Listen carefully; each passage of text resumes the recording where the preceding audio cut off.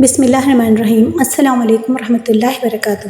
اللہ تعالیٰ نے مسلمانوں کو بعض چھوٹی چیزوں میں بڑی برکت عطا کی ہے۔ بسم اللہ الرحمن الرحیم اسی میں شامل ہے۔ اس آیت کے ذریعے اللہ تعالیٰ کی غیبی مدد حاصل ہوتی ہے۔ اس چھوٹی سی آیت میں اس قدر طاقت ہے کہ کوئی عام مسلمان اس کا تصور بھی نہیں کر سکتا۔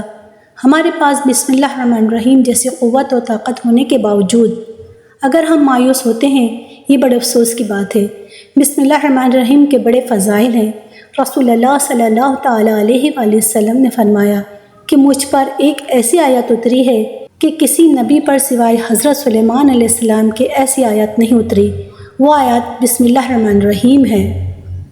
حضرت جابر رحمۃ اللہ علیہ فرماتے ہیں کہ جب آیت اتری، بادل مشرق کی طرف چھٹ گئے، ہوائیں ساکن ہو گئیں، سمندر ٹھہر گیا، جانوروں نے کان لگا لیے، شیاطین پر آسمان سے شعلے گرے۔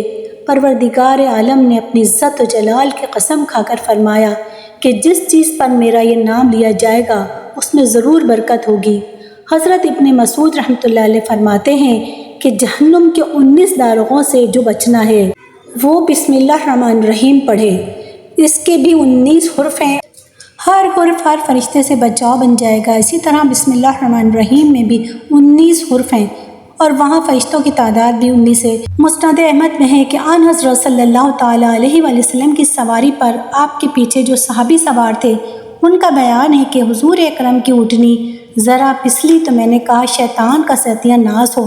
آپ نے فرمایا یہ نہ کہو، اس سے شیطان پھولتا ہے اور یہ خیال کرتا ہے کہ گویا اس نے اپنی قوت سے گرایا۔ ہاں، بسم اللہ الرحمن الرحیم کہنے سے وہ مکھی کی طرح ذلیل و پست ہو جاتا ہے۔ ایک حدیث میں ہے کہ جس کام کو بسم اللہ الرحمن الرحیم سے شروع نہ کیا جائے وہ بے برکت ہوتا ہے۔